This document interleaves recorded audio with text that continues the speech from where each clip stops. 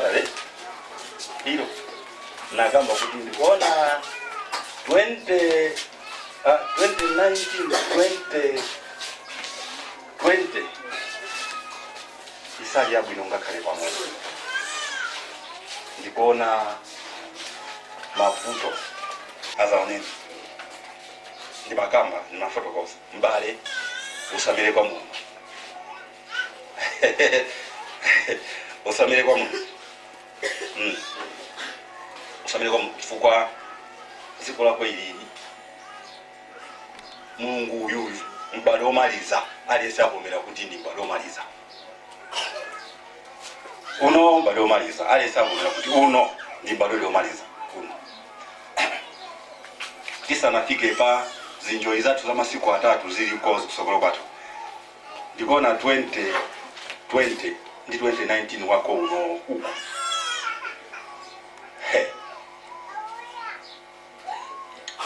Ndi Mungu weka basi. Chipajibene Mungu wakuchita. Ndikona zikoli. Of course andika wiki yata. Ngezi kupita abe. Zikupita abe. Akulibweza. Zikola kola pansiri. Likubweze ilo choncho. Likubwezerwa, likubwerera. Ndiye pamene likubwezerwa mkatimu kuli magulu akutentha. Magulu akutentha. Sitimamva mfanana. Ayi, sitimamva mfanana. Ndiye Mungu weka ngothandiza chifukwa cha nthenda zimene ziyange. Ndiye akubwerera ili kubwezerwa. Ndiye kukhala chilango chopsa kwambiri. Timba muno muziko ilili pambali pa mikangano kukhala mikangano yopsa ziko lapasi. Ziko lapasi kukhala mikangano yopsa kwambiri. Ndi mbale omaliza umene. Uwu ndi mbale omaliza. Ineyo sindikuziwa chitachitike. Ethiopia is confronting what the UN calls a full-scale humanitarian crisis. The federal government, based in the capital, has been fighting a war with the Tigray regional government in the north. It is unclear how many people have died, and the conflict has exacerbated hunger. Nick Schifrin is back with this report. Judy, the State Department today called for both sides of the conflict to de-escalate from what the international community fears could become a full-blown civil war. What's going on is a civil war.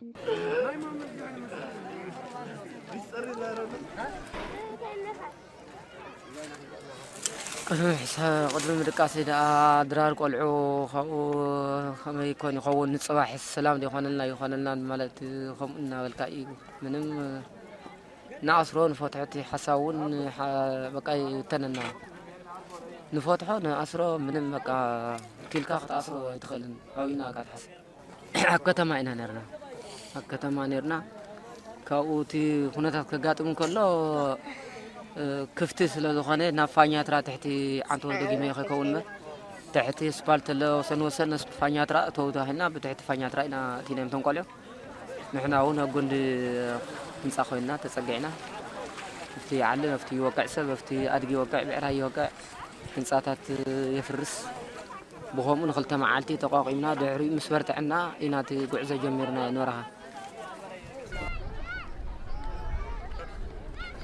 توقعوا معاتني روم زموتو معات لو زنقل عنا بخيو هدي بينا له ناخذ أجهم نالنا ده أنا خرنا ده حنا يوم مسينا ما يزبها يلان كسكاب حملة ينمسح بزح صحين كران بزح إنا أحلفنا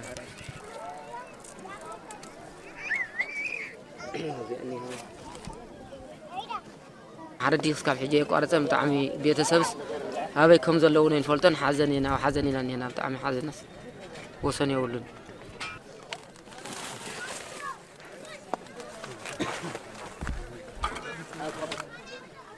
ونابي بلا تخون تنحنا نزارو خلا يدقي مسؤول الزارو تلجين قلب المسؤول الزكاتات اللي كله زي أقدمهم زخدوا بعد كلا سلزلوا بماكينة خير تكون تخليها بماله ንዓድዋ ናብ ቤተሰብ ደኾን ከይደን ዝብል ናብኡየን ከይደን ብዝብል ተስፋ እናሃብናዮም እና ዘለና ክሳብ ሕጂ ግን ናበይ ከም ዘለዋ ንፈልጦ ነገር ክሳብ ሕጂ ዝሰማዕናዮ ኢንፎርሜሽን የለን።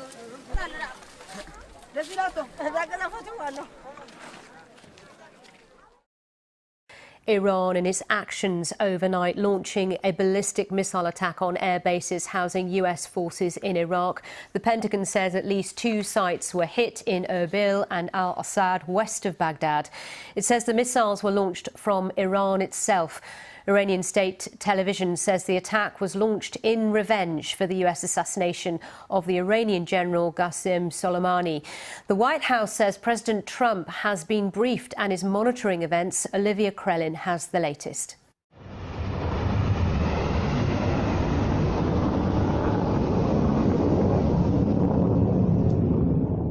The roar of rockets as Iran hits back at the United States. 2 bases in Iraq, both housing American forces, struck by Iranian missiles. Shouts of be careful, get inside" in this footage, reportedly taken as the missiles struck. The Pentagon says 2 bases, one in Erbil in northern Iraq and the other to the west of the capital Baghdad, were struck by numerous rockets. Iran says the attack was launched in revenge for the US assassination of the Iranian general Qasem Soleimani. Reacting to the strikes, Donald Trump took to Twitter. "All is well. Missiles launched from Iran at 2 military bases located in Iraq. Assessment of casualties and damages taking place now. So far, so good. We have the most powerful and well-equipped military anywhere in the world, by far. I will be making a statement tomorrow morning." For his part, the Iranian Foreign Minister Javad Zarif wrote, "Iran took and concluded proportionate measures in self-defense under Article 51 of UN Charter, targeting base from which cowardly armed attack against our citizens and senior officials were launched. We do not seek escalation or war, but we will defend ourselves against any aggression." American politicians were quick to respond to the attacks. I think it's important that we consult with our allies in the region, that the President consult with Congress, and that he put forward a clear strategy for how to de-escalate this particular situation. I want to know whether the Iranians were shooting at our people or at infrastructure. But it is clear this is just another example of Iran trying to export terrorism. Iran wants to take over Iraq. Duh. The bases are symbolic targets. Donald Trump visited Al-Assad in 2018. More than 5,000 US troops are currently stationed in Iraq. Tehran's response comes just hours after the burial of Qasem Soleimani. Both sides are now watching the other to see what they'll do next and how they'll respond. Olivia Krellin, BBC News. Well, investigative journalists at Bellingcat have done some analysis on this video, and it seems to be a video that shows the moment the missile strikes the aircraft. So we'll roll the video and talk you through it. Now, it's coming in from a westward direction, left to right on your screen. You can't see the Ukrainian Airlines aircraft. It's just too dark, but it was climbing out of Tehran International Airport. And you'll see now the moment the two collide. There's then another object that you'll see spin off into the distance, probably the aircraft. We've seen other video of the aircraft on fire before it explodes on the ground. So, moving on with this analysis done by Bellingcat, we can also look at other elements in the video to pinpoint that it was taken in the suburb of Tehran, western Tehran, called Parand, which is close to the airport where the Ukrainian flight took off from. As you can see from the video, it's a residential area. The buildings and the lighting in the video there, round about here, match on satellite images this location in Tehran. Bellingcat has also worked out that the camera or the cameraman, when he takes this video, is facing northeast. Now, by measuring the time it takes from the explosion, from the moment that you see the explosion to the moment that you hear the explosion, about 10 seconds, they have worked out that it's approximately, that aircraft, 3.5 kilometres away from the camera. And that matches the flight trajectory that you can see on this next animation that you've got. This flight trajectory coming from, again, open source material like flight radar, for example. The aircraft, as we know, was flying from Tehran, the Iranian capital, to Kiev, the Ukrainian capital. It crashed just hours after Iran had fired more than 20 missiles at Iraqi bases with US, British and other coalition troops there. It was a state of real tension at that time. So, Ali, where does this leave us in all of this? Well, the investigation continues. Ukrainian investigators have arrived in Tehran, 45 of them, some of them with experience of the incident involving MH17 in Ukraine when that was shot down. The Iranians have said they've also invited US and Canadian investigators as well, but they categorically refute the idea that the aircraft was shot down, saying instead it was a technical error. We wait to see what the Americans are going to do. They might see this as an opportunity to restart diplomatic talks, to try and persuade the Iranians that on this occasion things have just gone far too far. So there is a sliver of optimism amongst what is quite clearly a very tragic incident. OK, Alistair, thank you. The Foreign Secretary, Dominic Raab, says he's alarmed by widespread reports of civilian deaths in Nigeria and called for an end to the violence.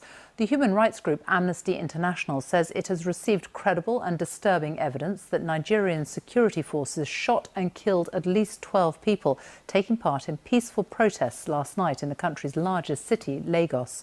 For weeks now, there have been demonstrations against police brutality across Africa's most populous country. Protesters accuse the now disbanded Special Anti-Robbery Squad, or SARS, of torture. Nigeria's president has appealed for calm while the army has denied any involvement. An indefinite curfew has been imposed on several regions, including Lagos, from where our correspondent, Maini Jones, sent this report. A city in chaos. Across Lagos, buildings have been torched and sporadic clashes have erupted. This is what sparked the outcry. Soldiers shooting unarmed protesters in the country's largest city. They are shooting at us. They are shooting. What happened here on Tuesday night has deeply unsettled Nigerians. This is not the first time the army has been accused of shooting innocent protesters, but the fact that it happened here in what was one of the most peaceful protest sites in NSAS has ignited an already volatile situation. What started off as a protest against police brutality has widened to calls for change in the status quo and inequality. We the poor, we are suffering.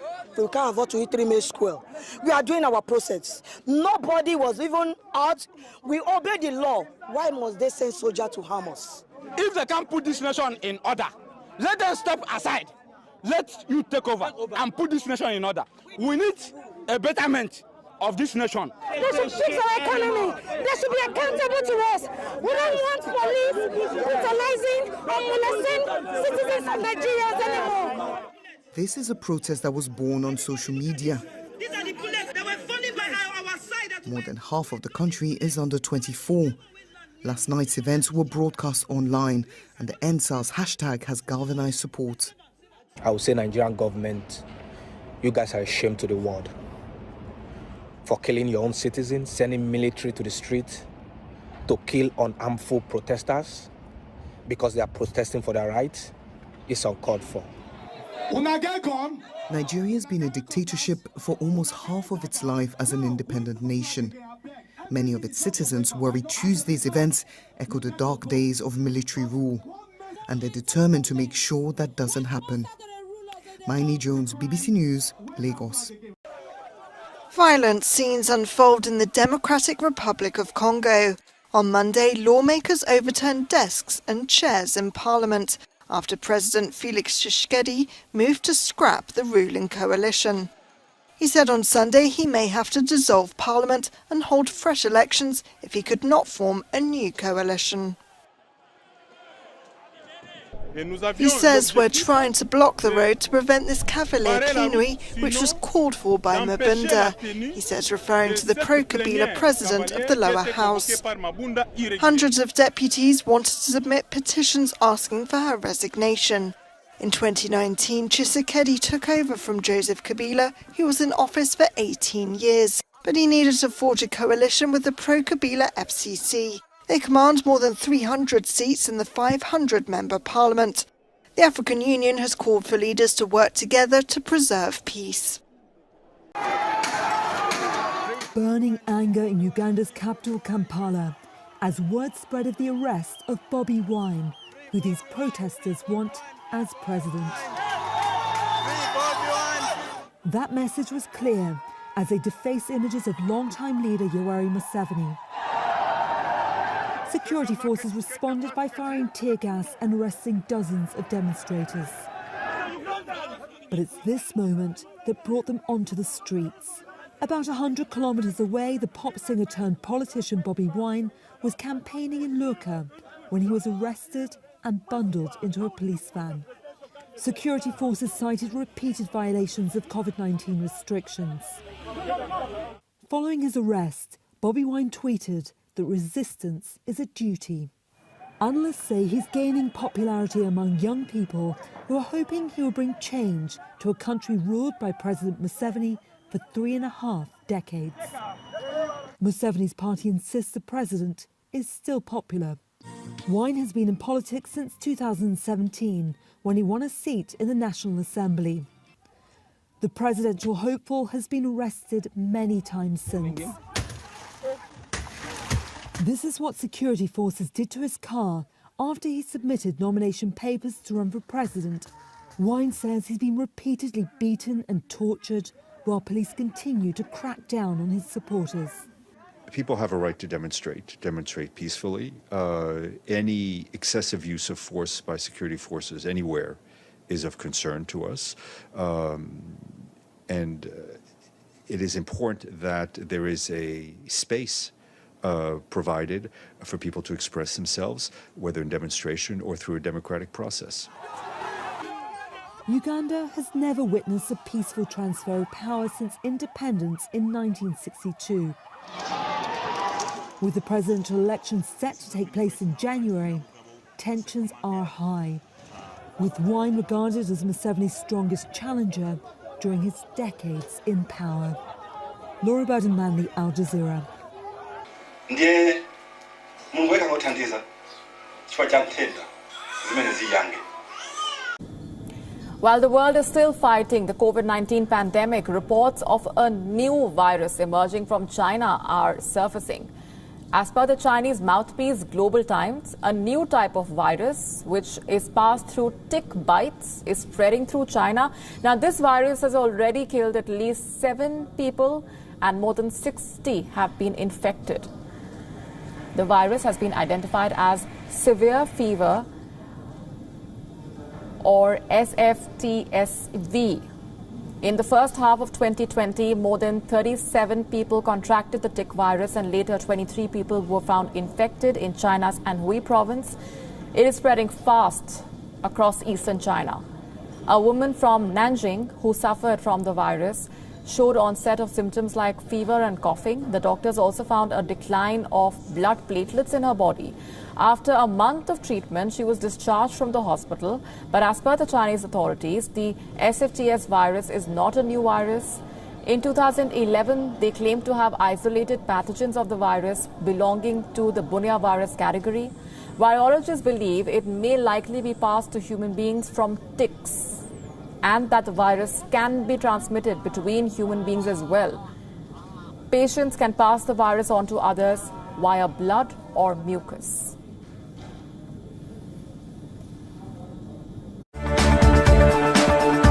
Japan is grappling with a major heat wave. At least 26 people have died of heat stroke in the capital over the past 9 days. Now that puts the total death toll this month to nearly 80. Temperatures across the country hit almost 40 degrees Celsius yesterday. Hamamatsu City in Shizuoka Prefecture recorded the highest on record of 41.1 degrees Celsius.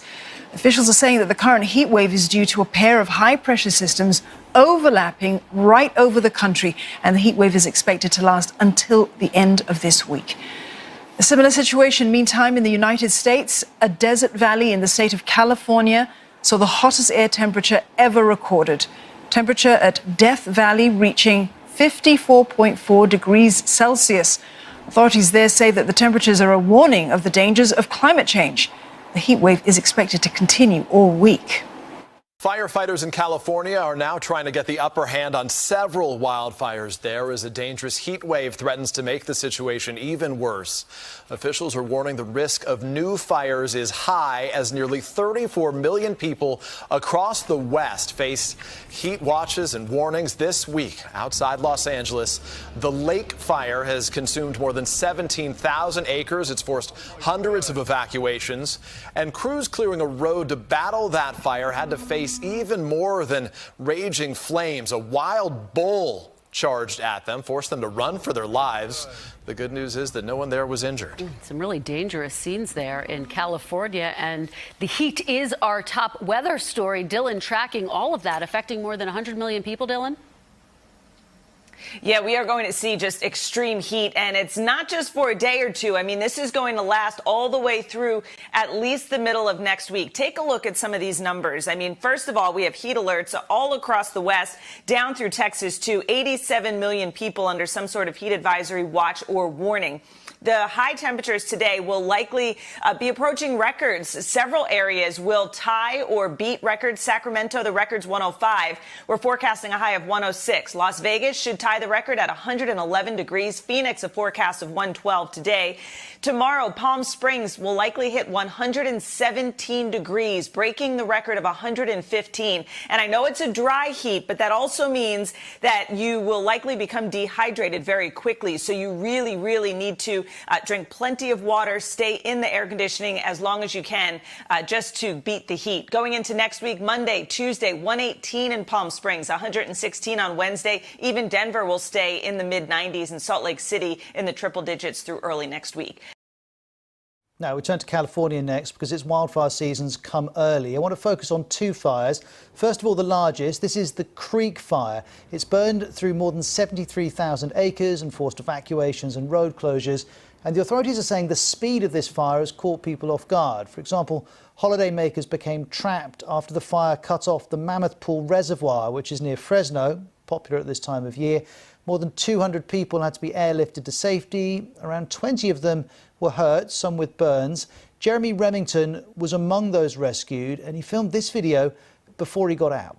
Just wanted to show you if we make it out of this, what the Mammoth Pools. We are completely trapped. There's fire on all sides, all around us. All the roads are burnt. And then this is the CBS correspondent, Jonathan Vigliotti. He's in Shaver Lake, a small town in the Sierra National Forest, which is also near Fresno. He has this update on the Creek Fire. When it started on Friday, it spread so quickly that evacuation orders couldn't be issued fast enough. And we actually spoke with one gentleman who is camping with his family. He was joined by about 150 other campers in a popular campground deep inside this forest. When they saw the flames, by the time they tried to evacuate, the one road out was blocked by a path of fire. This is a popular area for lakes, and so they did what made the most sense, and they probably saved their lives by jumping into a lake and riding out the worst of the firestorm for about an hour and a half. As they told us this story, they had embers the size of golf balls being thrown at them from the wind. So they were very lucky to survive that. And then it took 12 hours to be rescued. Chinook helicopters, the National Guard, brought them in to pluck 20 people at a time and bring them to safety. Again, though, right now the firefight is still very much active, as we're still just trying to get a sense of what kind of destruction was caused. We do know of a town here where we are, where half of the buildings, we're being told by local reports, were destroyed by this fire. Well, next, let's go further south. Just outside Los Angeles is the El Dorado fire. Officials say it was started by a firework at a gender reveal party. Now, if you live somewhere which has so far avoided this phenomenon, this is a celebration where expecting parents gather with friends and family to find out their baby's gender. Well, as everyone was waiting to find out, the firework went off, and this was the result. The fire's now spread over 7,000 acres. Californian fire authorities say it's only been contained to the degree of 5%. So if that's 2 fires, actually firefighters are saying they're battling 23 major fires in California. These pictures have come in the last hour or so. This is the Valley Fire. It's burned through more than 10,000 acres of land in Alpine, which is just outside of San Diego, so right in the south of the state. Hot and dry conditions are not helping the situation. California's in the middle of a record heat wave. And this is how hot. Los Angeles has just reported its highest ever temperature of 49.4 degrees Celsius. Here's California's fire department. Well, with just how dry conditions are, these fires are burning at just explosive rates, just growing at rates that you would only typically see when you have significant weather events, significant wind. And while we've had some wind, these are not wind-driven fires. They are really driven by the terrain and by the dry conditions. Now, we've already burned a significant amount of land across California. In fact, if you total up all of the acres burned, it's larger than the state of Delaware. So just a significant amount of land that has burned, and we are just now getting really into the peak of fire season. Today, though, we have well over 14,000 firefighters on the front lines battling these fires. We've even brought in firefighters from as far as Israel who are helping us try to work towards containing these fires.